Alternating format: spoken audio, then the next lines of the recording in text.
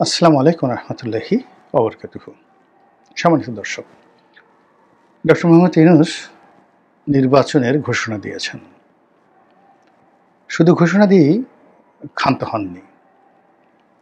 2026 সনের ফেব্রুয়ারি মাসের দ্বিতীয় সপ্তাহে এবং যে পবিত্র মাহে রমজান, সেই রমজানের আগে এই নির্বাচন অনুষ্ঠিত হবে এবং সেই নির্বাচন অনুষ্ঠানের যাবতীয় আয়োজন করার জন্য তিনি ইতিমধ্যে নির্বাচন কমিশনকে লিখিতভাবে জানিয়ে দিয়েছেন। এটি বাংলাদেশ জাতীয়তাবাদী দল বিএনপির জন্য একটা বিরাট রাজনৈতিক বিজয় বলে বিএনপির নেতাকর্মীরা মনে করছেন। ফলে বিএনপিতে রীতিমতো খুশির বন্যা বইছে। বিএনপির যারা নেতৃবৃন্দ রয়েছেন তাদের সকলের শরীর এবং মনে বসন্তের বাতাস। সরকারের বিরুদ্ধে তাদের যে অভিযোগ ছিল, ক্ষোভ ছিল, সব কিছু রীতিমতো ওম শান্তিতে পরিণত হয়েছে। বিএনপির শীর্ষ নেতৃবৃন্দরা যারা মিডিয়াতে আসেন তারা এখন বলার চেষ্টা করছেন যে সরকারের এই ঘোষণা যুগান্তকারী। এই ঘোষণার ফলে দেশে স্থিতিশীলতা আসবে এবং এই ঘোষণার ফলে নির্বাচনে যে শঙ্কা ছিল, এই সব আশঙ্কা দূর হয়ে গেল। সঙ্গত কারণেই বিএনপি একটি নির্বাচনমুখী দল, বাংলাদেশের প্রধানতম জনপ্রিয় দল। তাদের জনপ্রিয়তা আওয়ামী লীগের চেয়ে বেশি না কম, এটা ক্ষমতার উপর নির্ভর করে। 19-20 বিএনপি যখন ক্ষমতায় থাকে তারা বলে যে আমাদের জনপ্রিয়তা বেশি, আবার আওয়ামী লীগ যখন ক্ষমতায় থাকে তাদের জনপ্রিয়তা বেশি বলে তারা দাবি করে। তো যেহেতু আওয়ামী লীগ নেই আর আওয়ামী লীগ নির্বাচনে আসবে, অংশগ্রহণ করবে, এটা এই মুহূর্তে বলা যাচ্ছে না। আওয়ামী লীগের যারা নেতৃবৃন্দ রয়েছেন তারা দেশের বাইরে থেকে বলার চেষ্টা করছেন যে আওয়ামী লীগ একটি নির্বাচনমুখী দল, তারা সুযোগ পেলে অবশ্যই নির্বাচন করবে।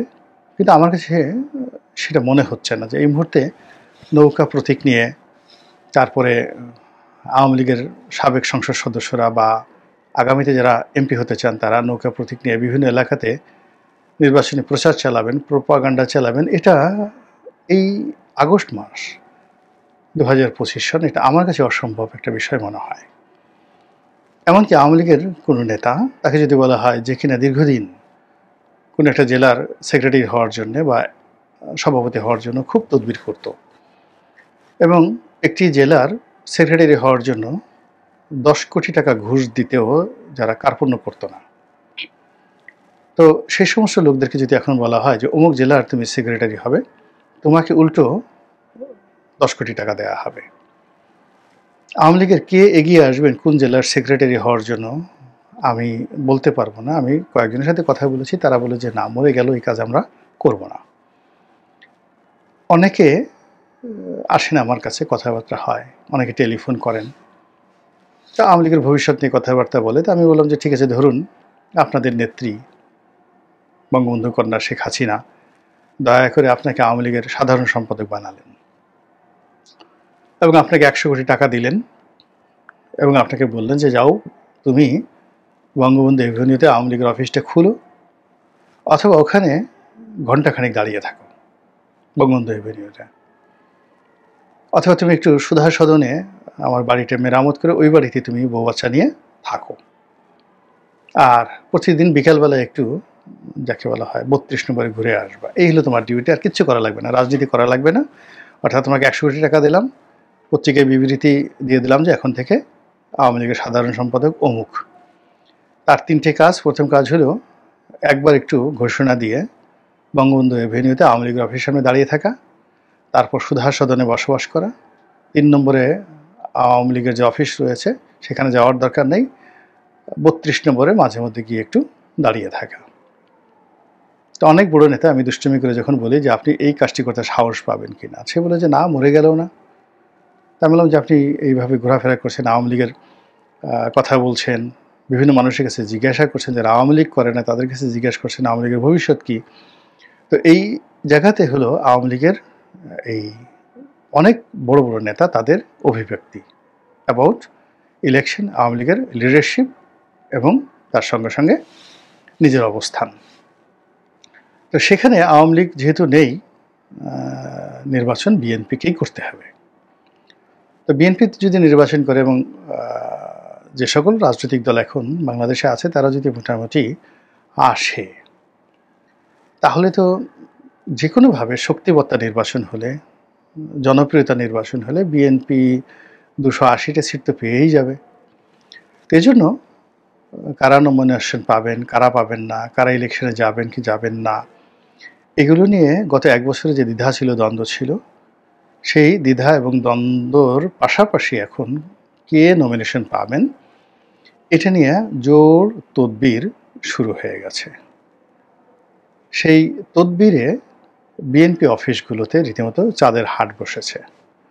প্রার্থীরা তাদের কর্মী সমর্থকদের নিয়ে আসছেন এবং কেন্দ্রীয় নেতাদের গ্রিন সিগন্যাল পাওয়া, লন্ডনে তারেক রহমান সাহেবের সঙ্গে একটু বৈঠক করা, একটু গ্রিন সিগন্যাল পাওয়া, তারেক রহমান সাহেবকে পাওয়া না গেলে তার সঙ্গে যাদের ভালো সম্পর্ক রয়েছে তাদের পিছে পিছে ঘোরা, কিংবা বাংলাদেশে যে সকল শীর্ষ নেতৃত্ব রয়েছেন এই মুহূর্তে যাদের সঙ্গে তারেক রহমানের ভালো সম্পর্ক রয়েছে তাদের দরবারে একটু ধর্ণা দেওয়া, এই কাজগুলো করে যাচ্ছেন প্রার্থীরা। এই যে প্রার্থীদের আনাগোনার কারণে কি হলো, আজকে থেকেই, মানে আজকে আমি যে ভিডিওটি করছি আগস্ট মাসের 7 তারিখে, আজকে থেকে বিএনপির অফিসগুলো রীতিমতো সরগরম হয়ে পড়েছে এবং সেখানে মানুষের মুখে হাসি আর ধরে না। অন্যদিকে বিএনপির অ্যাজ এ হোল সারা বাংলাদেশের নেতাকর্মীরা নির্বাচন নিয়ে যে একটা আশঙ্কার মধ্যে ছিল, তারা ডক্টর মোহাম্মদ ইউনূসকে এমনভাবে বিশ্বাস করেছেন যে তার বক্তব্য তাদের কাছে মনে হয়েছে যে এটা একটা অমীয় বাণী। এই বক্তব্যের মধ্যে পবিত্রতা রয়েছে এবং এই বক্তব্যের মধ্যে সততা রয়েছে এবং তারা ডক্টর মোহাম্মদ ইউনূসকে এখন মাথায় করে নাচছেন। একই সঙ্গে তারেক রহমান সাহেবের যে দক্ষতা, অভিজ্ঞতা, যোগ্যতা, যে তিনি ডক্টর মোহাম্মদ ইউনূসের মতো একজন বরেণ্য ব্যক্তির সঙ্গে রাজনীতির দর কষাকষিতে বিজয়ী হয়েছেন। দ্বিতীয়ত যে তিনি, অর্থাৎ তারেক রহমান সাহেব, তিনি ডক্টর মোহাম্মদ ইউনূসকে তার যে বলয় রয়েছে, রাজনীতির বলয় রয়েছে, সেই রাজনীতির বলয় থেকে তাকে বের করে নিয়ে এসেছেন এবং বিএনপির বলয়ে তিনি ঢোকাতে পেরেছেন। 3 নম্বর হলো ডক্টর মোহাম্মদ ইউনূসের সামনে তিনি যে মূলা ঝুলিয়েছেন, তাকে রাষ্ট্রপতি করা হবে, তাকে নিরাপদে প্রস্থানের সুযোগ দেওয়া হবে, তার যারা লোকজন রয়েছে তাদেরকে পুনর্বাসিত করা হবে। অবশ্যই কথাগুলো হয়তো তিনি বলেছেন। এখানে অবশ্যই এবং হয়তো দুটো ব্যবহার করলাম এই কারণে যে এই কথাগুলো আমি শুনিনি, কেউ বলেননি, কিন্তু এই জন্য হয়তো। আর এই ধরনের একটা শীর্ষ বৈঠক যখন লন্ডনে হয়েছিল, তো সেখানে তো উভয় পক্ষেরই একটা শর্ত ছিল। সেই শর্তগুলো কারণে দেখা যাচ্ছে যেখানে অবশ্যই শব্দটি ব্যবহার করেছে, যে শর্ত ছাড়া কখনই কোনো বৈঠক হয় না। এখন প্রশ্ন হলো যে বিএনপির এই যে আনন্দ, এই যে উচ্ছ্বাস, এই যে আনন্দের বন্যা, এটা শেষ পর্যন্ত প্রবাহিত হবে, থাকবে, অক্ষুণ্ণ থাকবে? এই চাঁদের হাট কি চলতেই থাকবে নাকি এখানে অন্য কিছু হতে পারে? মূল ব্যাপারটা হলো যে বাংলাদেশের যে রাজনীতি এখন, সেই পুরো রাজনীতিটাই নির্ভর করছে আসলে বন্ধু রাষ্ট্রগুলোর তৎপরতার উপরে। আমাদের যারা রাজনীতিবিদ রয়েছেন, আমাদের যারা রাষ্ট্র ক্ষমতা এই মুহূর্তে আছেন তারা, অর্থাৎ অন্তর্বর্তীকালীন সরকারের কর্তা ব্যক্তি, এবং আমাদের যারা জনগণ বিশ্বাস করেন আমাদের এখনো পর্যন্ত স্বাধীনভাবে কোনো কিছু করার ক্ষমতা খুবই অল্প। যদি সুযোগ দেওয়া হয় অবাধ এবং নিরপেক্ষভাবে ভোট দেওয়ার, আমরা ভোট কেন্দ্রে যাব, ভোট দেব, কিন্তু ঝুঁকি নিয়ে কেউ আমাদের এই বাংলাদেশে এখন আর ভোট কেন্দ্রে যাবে না, একজন সিঙ্গেল লোকও নেই। দ্বিতীয় সমস্যা হলো যে ভোটের একটা আবহাওয়া, এটা যদি তৈরি না হয়, অর্থাৎ সকল দলের প্রার্থী তারা আনন্দ করবে, প্রতিযোগিতা করবে, একে অপরের খিস্তি খেউড় করবে, কিন্তু সন্ত্রাস করবে না। তো এরকম একটা যদি প্রতিযোগিতা হয়, একটা গ্রুপ মিছিল করবে 10,000 লোক নিয়ে, অপর গ্রুপ 15,000 লোক নিয়ে মিছিল করবে, তো বাংলার আনাচে কানাচে এই নির্বাচনের যে একটা ইমেজ এবং আমেজ, এটা যে ছড়িয়ে পড়ে, এরকম একটা পরিবেশ পরিস্থিতি না হলে ভোট দেওয়ার জন্য, ভোটের কার্যক্রম চালানোর জন্য কোনো জনগণ রাস্তায় নামবে না। বিশেষ করে 2014 থেকে পরপর 3টি নির্বাচনে রীতিমতো নির্মম ছ্যাঁকা খাওয়ার ফলে মানুষের মধ্যে এই নির্বাচন নিয়ে যে একটা আতঙ্ক তৈরি হয়েছে, সেই আতঙ্ক কাটিয়ে নির্বাচনের মাঠকে সরগরম করার জন্য যে পরিবেশ পরিস্থিতি দরকার, এখন এই মুহূর্তে যা কিছু রয়েছে তার একটিও এরকম একটা পরিবেশ সৃষ্টি করার অনুকূলে নেই।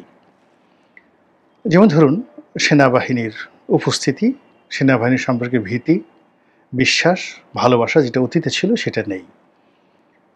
তো যেখানে প্রার্থীরা নিরাপদ নন, যেখানে থানার ওসি সাহেব নিরাপদ নন, ডিসি সাহেব নিরাপদ নন, মিলিটারি যারা কর্মকর্তা তারা যেখানে মবের শিকার হচ্ছেন, যেখানে গোপালগঞ্জের একটা পরিস্থিতি সামাল দেওয়ার জন্য কি করতে হলো সেনাবাহিনীকে, এবং সেটা নিয়ে যে র্যান্ডম দমন পীড়ন, মামলা মোকদ্দমা, হামলা যা কিছু হলো, তারপরে কিন্তু গোপালগঞ্জকে ঠিক করা যায়নি। তো সেই অবস্থাতে কিসের নির্বাচন, কত সুন্দর নির্বাচন হবে, কি হবে, এই বিষয়গুলো আমি এখনো পর্যন্ত কল্পনা করতে পারছি না। অধিকন্তু যে সমস্যাগুলো তৈরি হয়েছে নির্বাচনের মাঠে, সেটা হলো ডক্টর মোহাম্মদ ইউনূসের সঙ্গে যে চক্রটি, যে ঐক্যটি। ওখানে আমি বললাম চক্র মানে পর্দার আড়ালে যারা থাকে, যাদেরকে আমরা দেখি না তাদেরকে মিন করছি, যে চক্রটি, যে ঐক্যটি, অর্থাৎ এনসিপি, তারপরে জামাত, তারপর চরমোনাই থেকে শুরু করে অন্যান্য রাজনৈতিক দলগুলো, যারা ডক্টর মোহাম্মদ ইউনূসকে গত 1 বছর ধরে অকাতরে সাহায্য করছে, সহযোগিতা করছে এবং বিভিন্ন অ্যাঙ্গেল থেকে তাকে মানে সাহায্য করে তার হাতকে শক্তিশালী করছে এবং তার সকল আশা আকাঙ্ক্ষা তারা বাস্তবায়নের জন্য প্রাণত চেষ্টা করছে এবং তাকে আগামী 5 বছর ক্ষমতায় রাখার জন্য তারা নানা রকম ফন্দি বিক্রি করছে। এই নির্বাচনের ঘোষণার মাধ্যমে তারা সবাই সংক্ষুব্ধ, বিক্ষুব্ধ, অপমানিত, লাঞ্ছিত এবং তারা তাদের সর্বশক্তি নিয়োগ করে ডক্টর মোহাম্মদ ইউনূসকে নাস্তানাবুদ করার চেষ্টা করবে।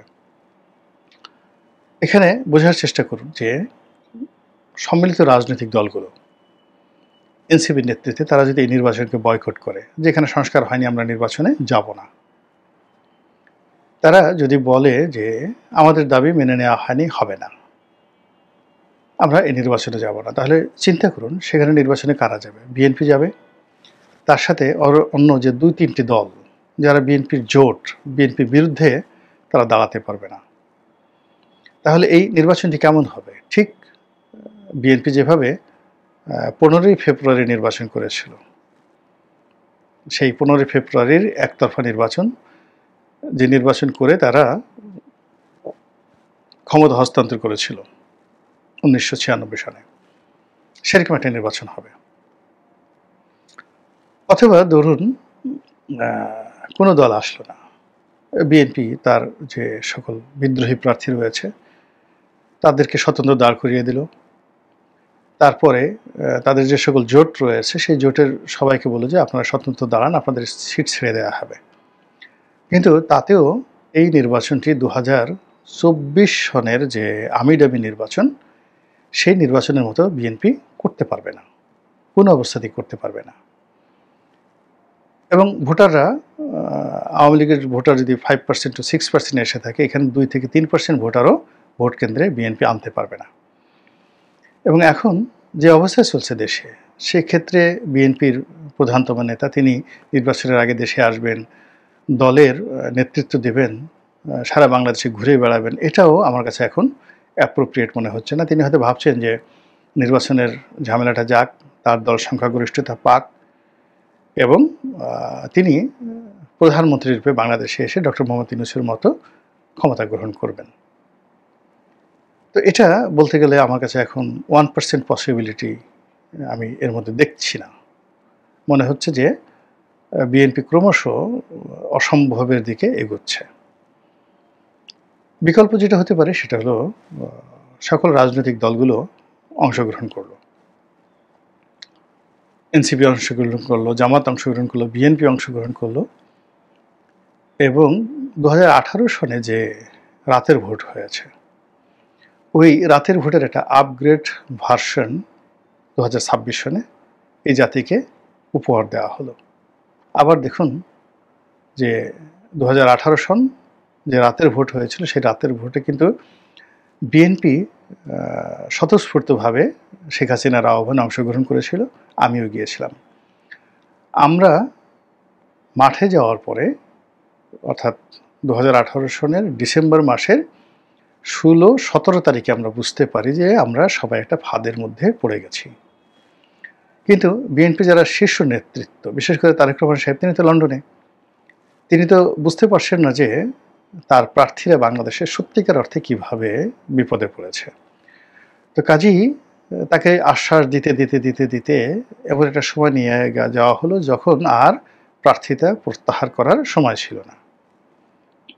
কিন্তু সর্বনাশ যা হওয়ার তা হয়ে গেছে, বিএনপি অংশগ্রহণ করেছে এবং সেই অংশগ্রহণের ফলে বিএনপির যে সকল প্রার্থী তাদের যে ক্ষয়ক্ষতি হয়েছে, দলীয় নেতাকর্মীদের যে ক্ষয়ক্ষতি হয়েছে, সেই ক্ষয়ক্ষতি তারা এখনও কাটিয়ে উঠতে পারেনি।